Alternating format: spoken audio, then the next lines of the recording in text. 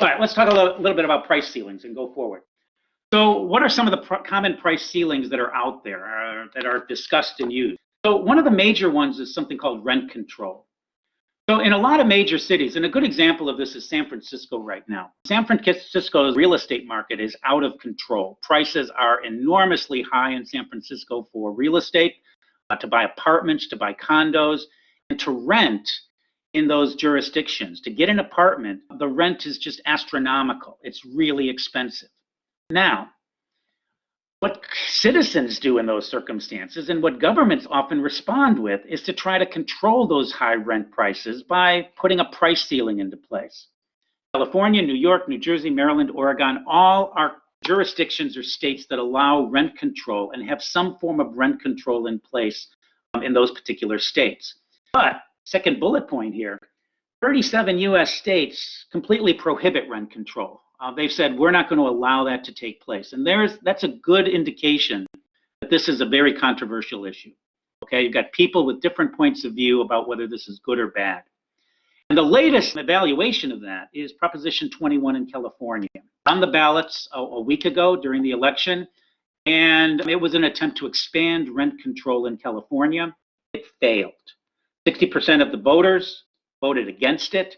Rent control extensions are not going to be possible in California now. So that's one area where rent control comes up, and by analyzing price ceilings, we're going to see why some of the controversy is there. Price stabilization. Another place where price ceilings come into place is often you'll have a situation where prices are rising rapidly in a developing country context, and necessities like rice and other food products are rising in price, and poor folks in the community don't have incomes enough to keep up with the price increases that are taking place. So governments often step in those circumstances and try to help poor households to put price ceilings into place on those necessities like rice and other things. Okay, so that's another place where it shows up. Also, to combat inflation, next bullet point, we've had periods of time in our history in the United States where inflation, meaning rising prices across the board for lots of different products, are coming about. And governments have often responded to that by implementing wage and price control, saying, look, businesses can't raise wages, can't raise their prices. They have to limit how much they're raising their prices in the current environment. And that was implemented in the 1970s under President Nixon. And there's another episode where price ceilings were put into place. And the last thing, which we're going to talk about at the end of this lecture today, is something called price gouging laws. And these are imposed in emergency situations, like when hurricanes or snowstorms are about to hit. Sometimes merchants are inclined to raise up their prices for scarce commodities. And we're going to analyze the effects of price gouging laws, which actually act to try to keep the prices down at a more normal level during emergency times. And we're going to evaluate, is that a good thing or a bad thing? And we'll see where we go from there. Okay, let's go. Now let's do the work. Effects of price ceiling. So here we've got a market for a particular product, and it could be any product. Let's just call it, well, we've got pounds over here. Whatever, I'm not going to make up a product name. It's just some product. Now the first thing I want to do is point out that if you've got a supply and demand curve, it's going to determine an equilibrium price, I'm going to call that PE here, and an equilibrium quantity, Q sub E. So the free market price, we would say, is going to be that price PE and the quantity QE.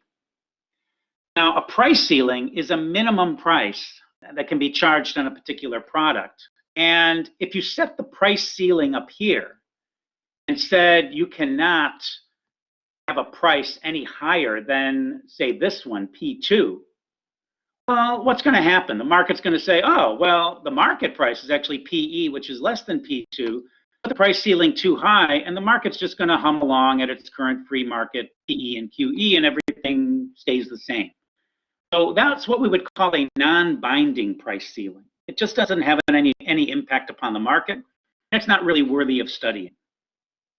Now, for most part, most governments wouldn't set a non-binding price ceiling, but a ceiling could be put into place, and then changes in supply and demand might make it non-binding eventually, and that's usually how that comes about. What we're going to evaluate is binding price ceilings. That's going to be one that's set below the equilibrium free market price, And that's going to have some bite. It's going to have an effect upon how people participate and behave in that particular marketplace. Okay, so let's suppose that the price ceiling is set at P sub C. That's below the equilibrium free market price. And then the second thing I want to assume here is that everybody abides by the law. Because one of the things that could happen here is that price ceiling could actually induce some illegal behavior. People might try to skirt the rule and try to trade at a higher price with some of their friends or neighbors or what have you, and just not tell the government that they're doing that. I'm going to ignore that particular dishonest behavior, and we're going to imagine that everybody follows the law, okay? Now, PC is a constraint on the market. So the market can't operate like it normally operates. It's got to be subject to this maximum price that's now going to be set in the market. Okay, so let's see what happens with that. First thing, if the price is suddenly reduced to P sub C from PE and a price ceiling is newly implemented, we're going to be comparing that price ceiling and its effects relative to the free market price, PE and QE. That's going to be our evaluation, and it's going to be kind of like, what if you started in a free market and then you suddenly implemented the PC price? What's that going to do? Okay, and the first thing it's going to do is consumers are going to respond to that lower price, and their demand is going to rise up according to the demand curve up to the level Q sub 1. Right, so consumer demand is going to rise. The second step is on producers. Producers not able to get as much as PE for their product will move down along their supply curve, and they're going to supply and be willing to supply a quantity Q sub 0. So we're going to end up with something called excess demand. Right? And excess demand is the difference between demand and supply at the particular constrained market price P sub E now, P sub C.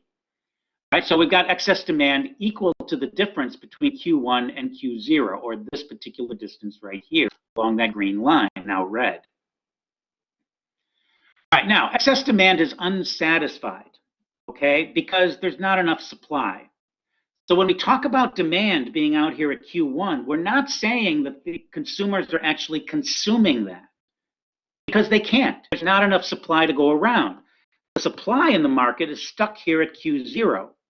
So if we said in this market, we set the price P sub C, how much is actually traded in the market, quantity traded is going to be Q sub 0, because all of this supply Q0 is going to find a willing buyer.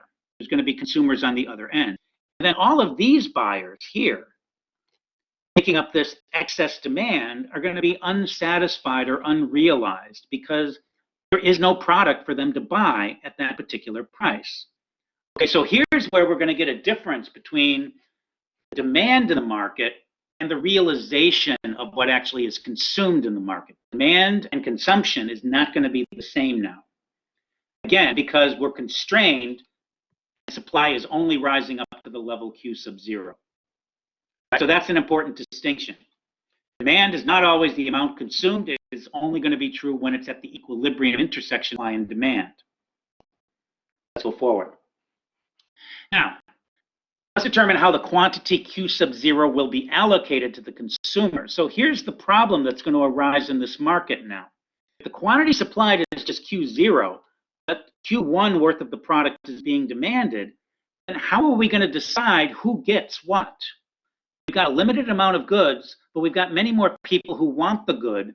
So somehow, we've got to figure out how to allocate that good to the individuals who are out there. Now, method number 1 here is called first come, first served. Obviously, we could just make the product available, and whoever gets in line first and buys the product while it's still available is lucky. Everybody who shows up too late and the product is already gone, well, they're unlucky and they don't get it. What's likely to happen, especially if you've got this price ceiling recurring period after period after period, is that people are going to learn in the first instance that if they showed up too late, they're not going to be able to get the product. So how do you resolve that problem? Well, you try to get in line early. And so one of the things that a first come, first served allocation method is going to generate is lines or queues, as people are going to try to get there early enough so that they can actually purchase the product. All right?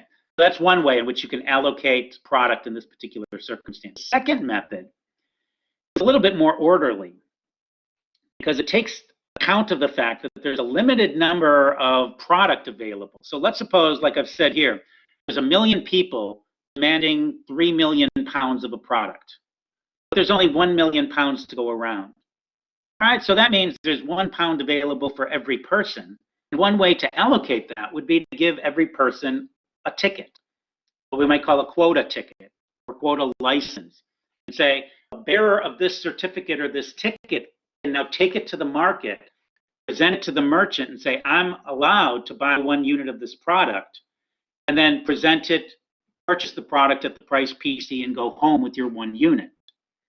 Right? And that's a way, if you're trying to allocate rice, for example, to a poor community and keep prices down, you're going to have to come up with some kind of an allocation system like this. And that's a way in which it can be done.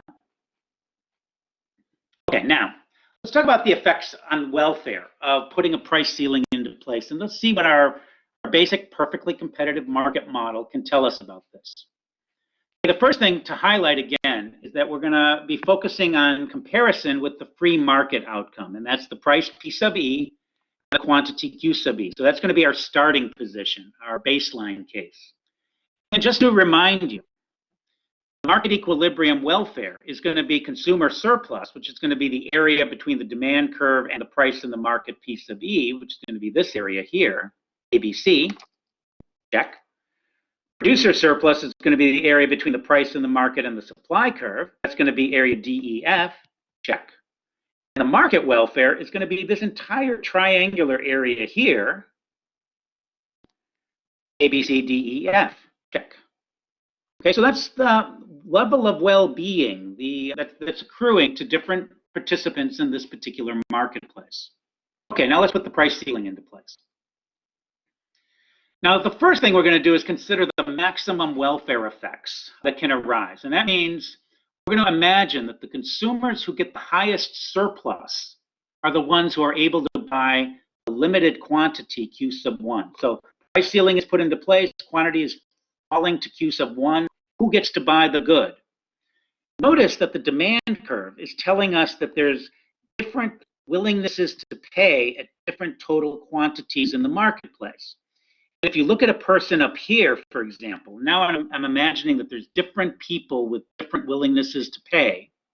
Look at the person up here, they're willing to pay this price for the product.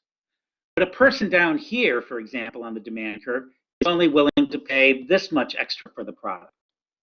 Okay, so imagine that we've got some people who would pay twice as much for the good as the current market price, maybe 3 times as much. And there's some people who would only pay a couple of cents more for the product, right? And that reflects, their own personal incomes, how much money they have to spend on this product, and their own personal preferences over the individual good itself, right? So the people up here at the higher end of the demand curve are people who either have a lot more income, and that's why they're willing to demand more even if the price is high, or they've got really, really strong preferences for this particular good. They like it a lot. So what we're going to do first is assume that since we've got this mixture of goods, and we've only got a limited amount that can go out, if it's allocated on a kind of a first come, first served basis, then who gets it is going to be kind of random because it's going to be dependent on who gets in line first. But here, what I'm going to assume is that the people in line first and who are able to consume this quantity Q1 are the ones who have the highest desires for the good. Okay, and that's what we're going to go first. Then we're going to change that assumption and see how it changes our evaluation of the effects of price ceiling. Okay, next step. So let's assume the consumers who get the highest surplus are the ones who buy the quantity, the limited quantity Q sub 1. What are the surplus levels going to be? Now, here's where it gets a little bit tricky. The price in the market is now down here at P sub C because of the constraint imposed by the government. Consumers are all going to pay P sub C when they go into the market because that's the legally dictated price. We're going to imagine that the consumers who buy the good are all of the ones that are up here on the demand curve. So these are the consumers who'd be willing to pay, if the price down here is $2, they're willing to pay $20 for the good up here. Okay, so they've got a high demand and desire. They'd be willing to pay much, much more for the product than it actually is charged. So you've got somebody up here who'd be willing to pay, say, $20. They only pay $2. And that means that person is going to get this much vertical distance in surplus. And then the next person over here willing to pay, say, $18, they're going to get this much vertical distance in surplus. So we're going to add that up across all of these different individuals, and we're going to get surplus area A plus B plus D now. It's not the area between the demand curve. Well, it is between the demand curve and the price up to the quantity that's actually available for sale in the marketplace. Okay, so consumer surplus now is A plus B plus D in total. That's what they're going to get in the new equilibrium that's arising with the price ceiling in place. Oh, and by the way, if I've got a price ceiling and I say, what's the equilibrium price with the price ceiling? It's going to be P sub C now. PE is the equilibrium only if we have a free market, which means there is no government control or effect that's taking place. Okay, so we have different equilibriums depending on the assumptions we make and get incorporated into the model. We don't lose the equilibrium. The equilibrium is not always the same place. It changes depending on the assumptions we're making in our exercise. All right, now let's go a step further and say what's going to happen to producers.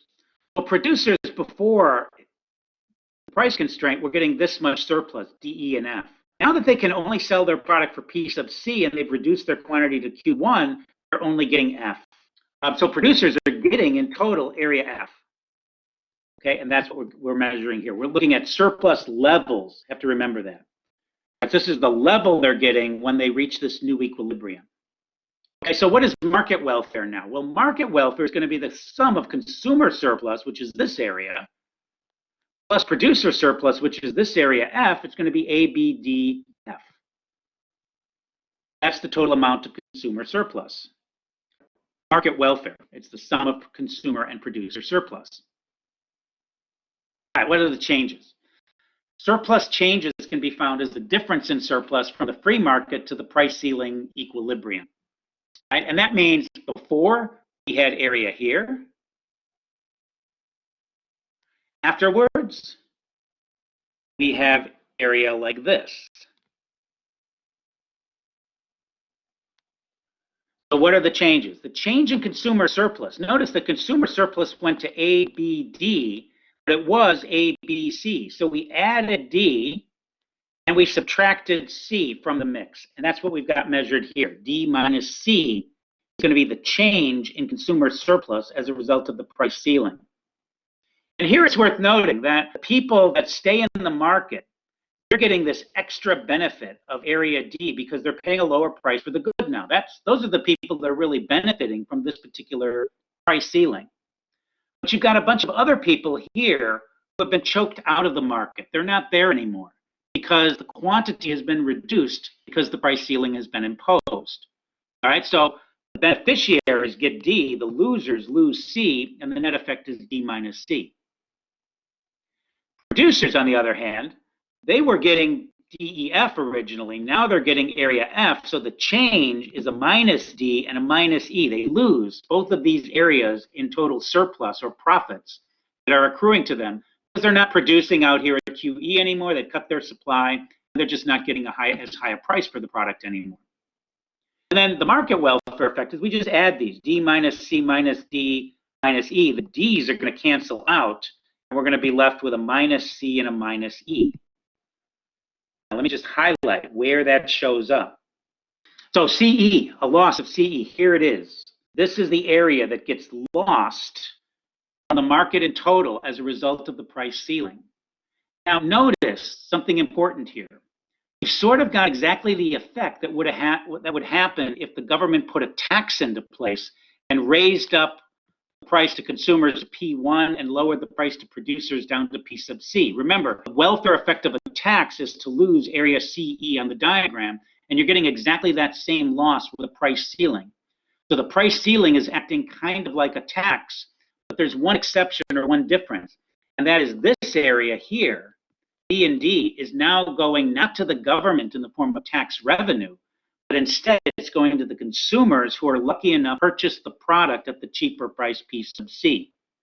So this is kind of like tax with a different distribution method of who's getting the benefits and losses. All right, but the final outcome here is that national, or sorry, I should say market welfare is falling as a result of putting the price ceiling into place. And that's happening largely because you're choking off all of these individual trades that would have taken place at the free market price, and you're basically eliminating them. And by eliminating them, you're destroying all these happiness bursts that would have occurred to individuals out there and benefits that would have accrued. So the price ceiling is detrimental to the market welfare overall, and it's detrimental to economic efficiency. Same thing again. That's the basic conclusion. Now, this is in the best of circumstances when the consumers who get to buy the good are the ones that are up here on the demand curve, the ones who value it the most. You know, what happens in a typical system is that most of the time in price ceiling scenarios or schemes, the product usually gets allocated on a first come, first served basis. And that means it's going to be allocated by waiting in line. When you wait in line, there's no guarantee that the people who demand the product the most are necessarily going to make it to be the first in line. You might have people over here that value it a little bit less who get first in line. Or you might get people over here who were very, very low, have a very low extra value from the good, a willingness to pay, but they're the ones who are first in line. So let's tilt our analysis to the other side. Let's imagine now we're going to consider the minimum welfare effects on consumers. We're going to imagine that the consumers who get the lowest surplus are the ones who get to buy Q1. This is like the equal opposite assumption, where we imagine that all the people who come first in line to buy the product happen to be the ones who value it the least in excess of the price that's prevailing. Okay, and in fact, here's what we're going to do. So the individuals who value it the least are either they're poorer because they have lower incomes or because they have lower needs or desires for the individual product. Okay, now I'm going to make up a construction here on the graph. I'm going to create a Q3. Q3 is listed right here. I'm going to pick Q3 so that the difference between Q2 and Q3, this distance right here, is exactly equal to this distance right here from 0 to Q1. And the reason I want to do that is I want to have a way diagrammatically kind of moving this triangle down here and representing it. So what I'm going to do now is to imagine that the people who are first in line to buy this lower priced product now are not these people up here. Instead, it's these people down here making up this little area G. These are the ones who just are willing to pay a little bit more than the price ceiling price for the product. And maybe these are the ones you wish the product would go to, because these are the individuals who have lower incomes or less advantaged in some sense. And in fact, I'll point out one thing more. These people over here on the demand curve would not even be in the market at the equilibrium price, the free market price. The price is too high at PE. So these people don't value the product enough to buy it in the free market. But since the government has imposed this price ceiling that's lower, they're all in. They're good with this now.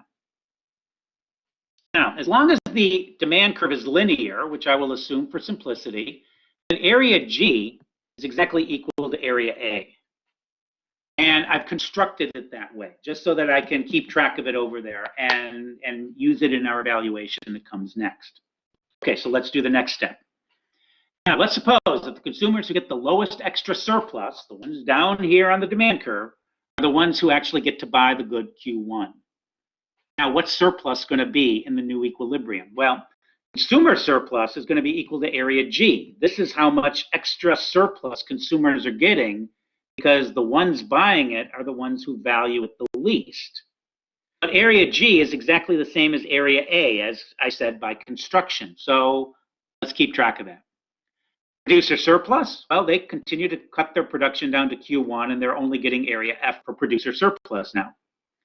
The market welfare in total is just going to be the sum of these two areas, area G plus F, or equivalently area A plus F. So this area up here plus area F is the total market welfare that's going to accrue to different participants in the marketplace. changes.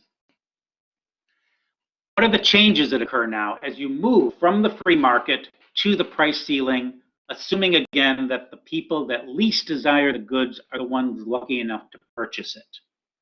Okay, in this particular case, the change in consumer surplus is going to be G minus A minus, so G is the new outcome. ABC was the original surplus accruing to consumers, so it's going to be G minus ABC, which is what I got listed here. But since G and A are the same area, this cancels out, and we're left with minus B minus C. So consumers are losing in this circumstance this much surplus as a result of the price ceiling under these assumptions. Producers, like before, are losing area D and E, so they're losing all of this. And that means it's the sum total of B, C, D, and E, this kind of sideways blown over house, is the area of loss that's accruing in this particular circumstance. Notice how much bigger the effect is now. Now there's a much more massive drop in overall economic efficiency or market welfare because of the misallocation of the product. You're not allocating it to the people who want it or need it the most. You're allocating it to people who want it or need it the least. And as a result, that lowers economic efficiency somewhat more dramatically. So now consumers are lost. All this B and D that would have accrued if the people that most desired the product purchased it, the losses are just much, much greater under this circumstance. Now, just for a minute, let's imagine the intermediate scenario. Let's suppose we got a whole bunch of people here. Some are willing to pay this much, some are willing to pay this much, some are willing to pay, move down the demand curve, and we've got all of these demands up to Q2 with different willingnesses to pay along the entire stretch. In a real world situation where you open it up to first come, first serve, it's going to be some kind of random distribution here. You're going to get some people up here who buy the goods, some people here who buy the goods, you're going to get people all over the demand curve. But there's some people here that are not going to get the goods, some people here who won't get it, some people here who, so it's going to be kind of hit or miss. And what that means is that the welfare effects are going to be somewhere in between what we get in this circumstance versus what we got in this circumstance. Okay, CE is the loss in the best of all cases. DCE is the loss in the worst of all circumstances for the market. And the real world is probably going to lie somewhere in between. But that somewhere in between has to be a net market welfare loss. Overall, there's less happiness bursts being created in the economy as a result of the price ceiling that's being put into place. So the economic evaluation is that price ceilings too are not an improvement upon the overall market condition, although it will benefit the people who are lucky enough to buy the product at the lower price. And if somehow you can figure out how to get the product to the people who want it or need it or deserve it the most, maybe the cost is worth it. If you can't figure out how to get it to the people who want it, need it, or deserve it the most, then there's a lot of people who are going to go unserved and are not going to be able to get the benefits of the market that would accrue if you just left it alone. So this is what happens in rent control markets. In rent control markets, you cut the supply of apartments that are available in the city by putting the price ceiling into place. And as a result of that, the people who get the price ceiling apartments, they're happy about it because they're getting this lower price and their willingness to pay might be way up here. Right? So they're benefiting. But here's the problem in the marketplace. The problem with the price ceiling is you eliminate supply that's needed in order to keep the prices somewhat, to generate more market welfare. And by putting the price ceiling into place, you're diminishing the incentives on the production side to supply a sufficient amount of the good in the marketplace. So you're really doing this kind of reallocation of hurting producers. You're hurting a lot of consumers who are now shut out of the market. And you're benefiting a small handful of consumers, or at least the ones who are lucky enough to get the price ceiling, the rent controlled apartment, for example. That's going to mean you've got one group of consumers. Once you put this rent control into place, they're going to be vehemently in favor of keeping this policy in place as long as they can hold on to their rent control apartment. But you're going to have a whole bunch of other people who are going to say, with rent control in place, I can't even find an apartment. There are no rent controlled apartments available to rent. So they're going to have to move out to other jurisdictions because they're not going to be able to live in the city under the particular circumstances. But remember, there's a bunch of people, these over here, that would have been able to find apartments in the city if the rent control policy had not been put into place. Yes, they pay a little bit more, as would everybody else, but a greater amount of supply would fulfill or match the greater amount of demand that would be satisfied, and that would actually lead to an overall improvement in welfare for the sum total of people across the entire market. Okay, so that's the evaluation of price ceilings in a perfectly competitive market setting. Okay, and I think I said this, but I'll just repeat it. So a binding price ceiling causes reductions in economic efficiency or market welfare. So government intervention, again, is being shown to be welfare reducing or economic efficiency reducing as a result of its policy. Efficiency losses are larger for those who want or need the good least. Efficiency losses are larger when those who want or need the good least are the ones who are buying the good. That was the second scenario we did. Okay, lines or queues means that the allocation is often going to be random across different consumers' willingnesses to pay. That's what WTP here stands for. So at different positions on the demand curve, in other words, you're going to sort of randomly allocate that if it's a first come, first served with lines or queues. Quota tickets can be used to assure a more equitable allocation. You've got to administer that. You've got to print quota tickets. You've got to make sure that people don't try to forge the quota tickets and try to get more of the good. There's all sorts of cheating that will be inspired by a quota system in a particular market like this. And to administer the quota fairly, you're going to have to work on all sorts of ways to try to diminish or dissuade people from cheating, making up false quota tickets, and using them in some other way like that. Right? And so there's a cost that has to be incurred. Maybe it's worth it if you believe in the outcome, but you've already put a policy that's going to reduce economic efficiency. You're going to reduce it even more because you have to pay the costs of administering the quota ticket system on top of it. Key winners are the consumers lucky enough to buy the product. Key losers are the firms who are trying to supply the product in the market. And most importantly, perhaps, the consumers who are shut out of the market because of the price ceiling that's been put into place.